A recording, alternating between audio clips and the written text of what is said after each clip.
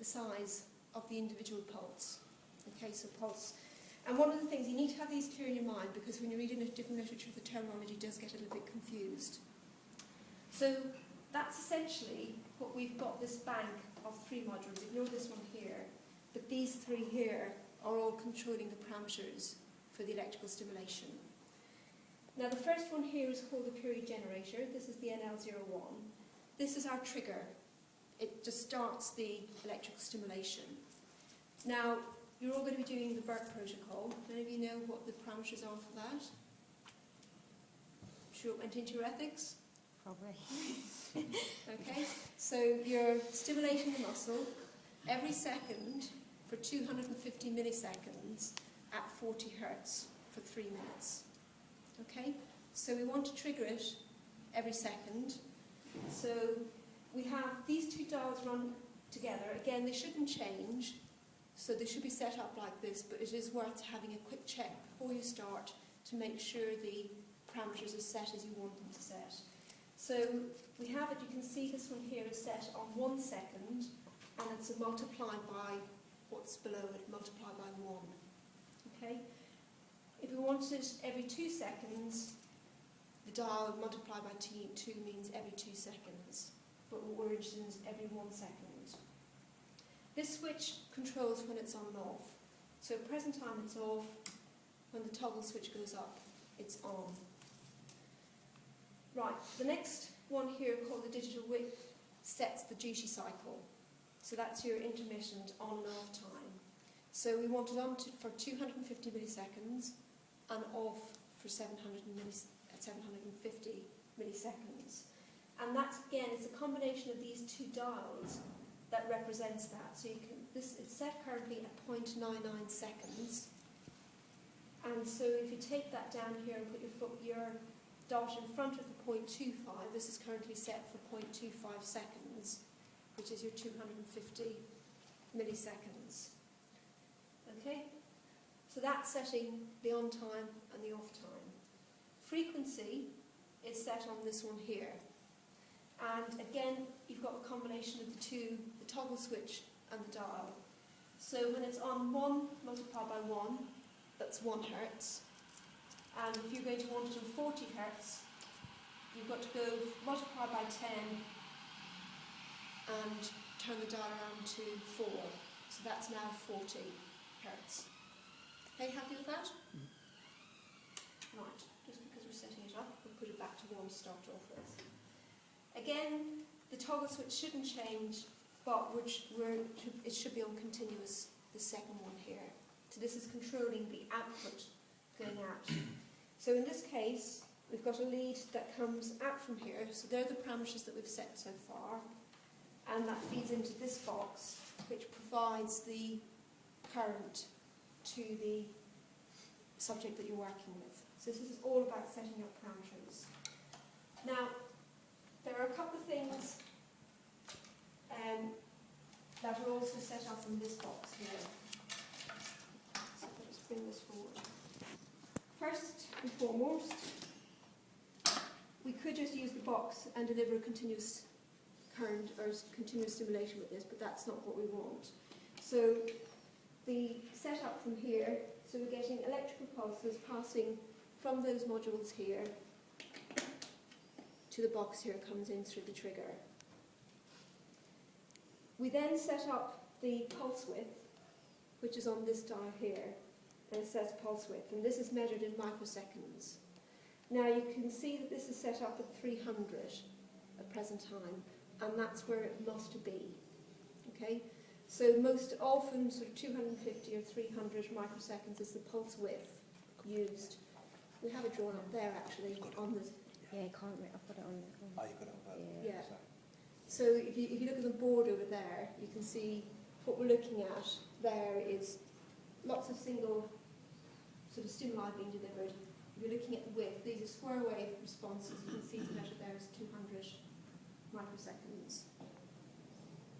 And that's what's set up here. Now, what's the pulse width supposed to be? The pulse width Is 250? No, that's the cycle. Yeah, that's what I thought. Yeah, pulse width is 300. Okay. Okay. There is one caution that you have to have with using this box. This is a high intensity stimulator. It's been adapted for doing the muscle work. It's got a maximum output of 1,000 milliamps. So when this is on multiplied by 1, it'll give an output of 100 milliamps. When it's on a multiplied by 10, it gives an output of 1,000 milliamps.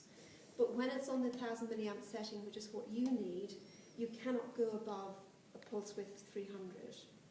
So you have to check that this is on the right pulse width and that your output's multiplied by 10, again, before you start and switch on.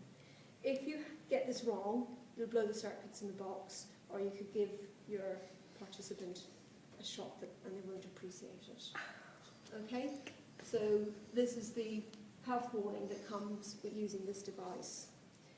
So we've got pulse width, and the last part is that intensity. So we said we have an output of up to 1,000 milliamps, and we're going to be using this dial here is what controls the stimulus intensity.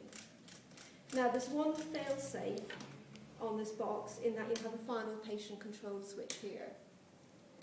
And I'm going to show you, there's one other problem with the box that you do have to watch out for, because you don't want to give your subject an unexpected electrical stimulus when you don't want them to. So, but we need to get the machine switched on so you can actually see what happens. Okay? Order of switching on. Switch on your analog to digital converter first. Helps if you've got power on the wall. Okay? These lights will come on, green light will come on, red light will start flashing. Computers come on because it's switched on at the wall.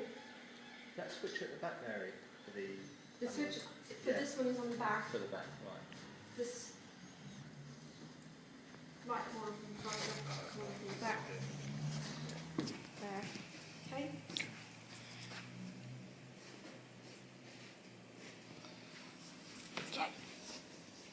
Bottom left-hand corner.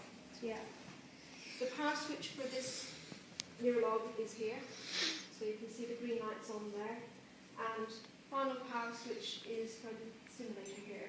So again, check this is off. Check this is off.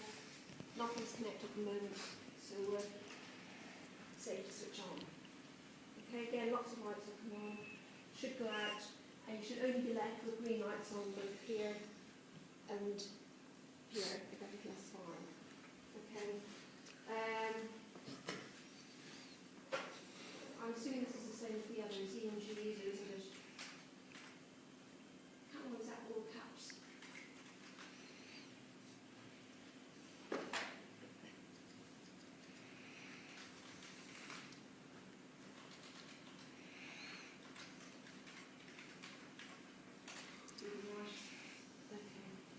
Right. The password for getting into the computer, the username is EMG user, one word, all capitals, and the password is electro1, so that's capital E, and then 1 at the end.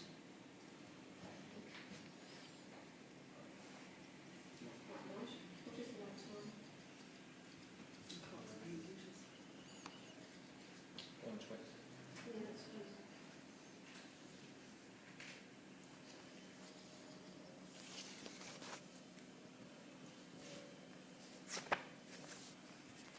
Okay. Right, so we're looking at the stimulation parameters here.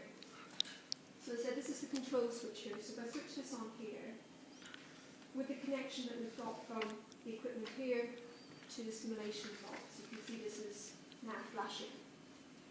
Okay? I said this is setting 1 every second. If I just turn this around, you can see it's now going, I've set it 1 every 5 seconds. So you have a very quick visual cue.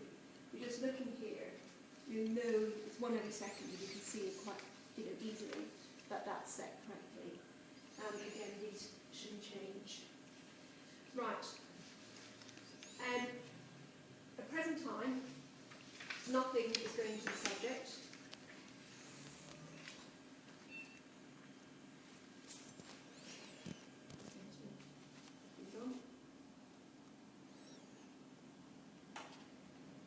So we're triggering here. Now, if I leave this switched off and turn this up